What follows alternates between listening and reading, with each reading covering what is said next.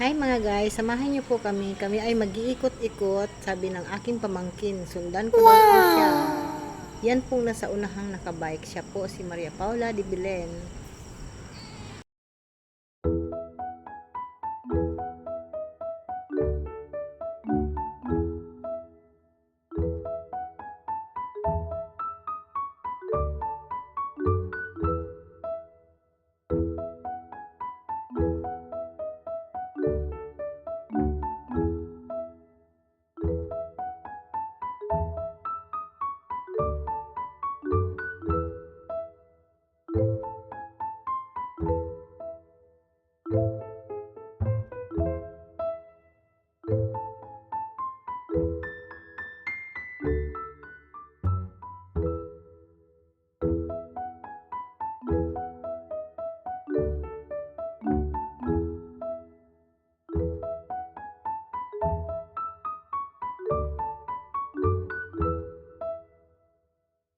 Dumaan muna po kami dito sa kanyang tita Esther, pinsan ng kanyang papa.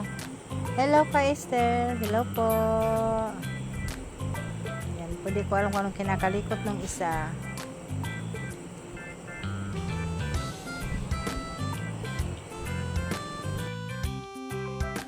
Yan po ang aking pamangkin na napakaganda na ayaw humarap sa camera. Napakaganda naman ang kanyang mukha. Hindi ko alam kung bakit siya nahihiya. Tara, let's go! Hi ka Esther! Napakaganda talaga ni ka Esther. Oo, ka Esther, ang ganda talaga naman. At tuloy-tuloy na uli kaming nag-iikot. Sundan ko lang daw siya kung saan siya pupunta. Napakabilis naman po pala niya mag-bike.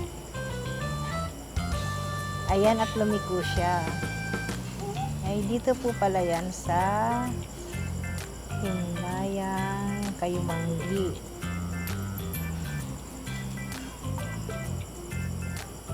Ayaw na ayaw niya humarap sa camera. Di ko alam kung bakit. Napakaganda naman ang kanyang mukha.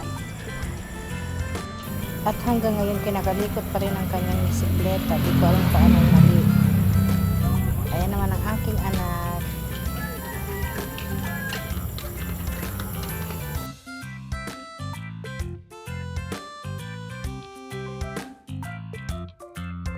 Dito po pala kami dinala niya ang aking pamangkin sa Himlayan. Dadalawin pala niya ang kanyang papa.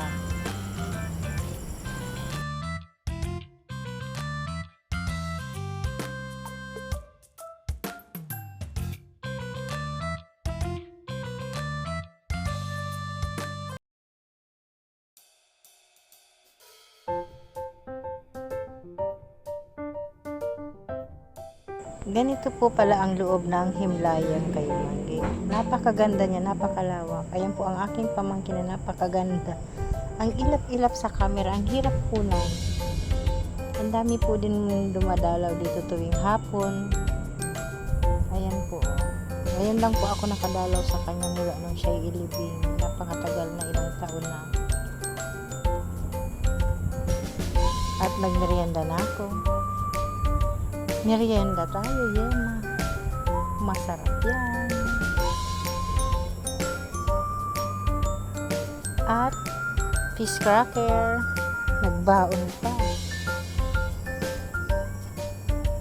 Kain po tayo ng Yema. At nagtirik na rin po kami ng kandila. At nagdasal-dasal ng konti.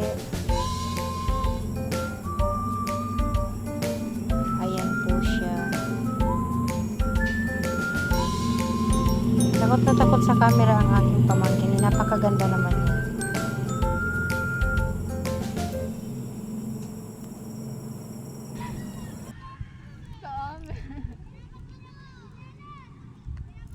Sa akin yung Facebook, di ako nagpo-post ng Facebook. At hindi nga daw siya nagpapakuha ng picture. Bakit ko raw siya pilit kinukuhanan? Ito naman ang aking magandang anak. Tintin. Ayan po, uuwi na po kami.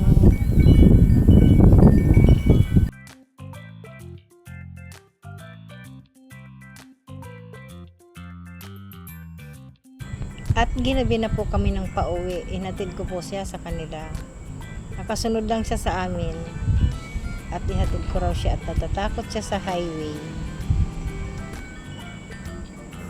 Ang galing-galing po pala niya magbisikleta. Ayan po siya, napakagaling. Di man lang siya natakot. Kaya siya nagpahatid. Baka raw masagi siya.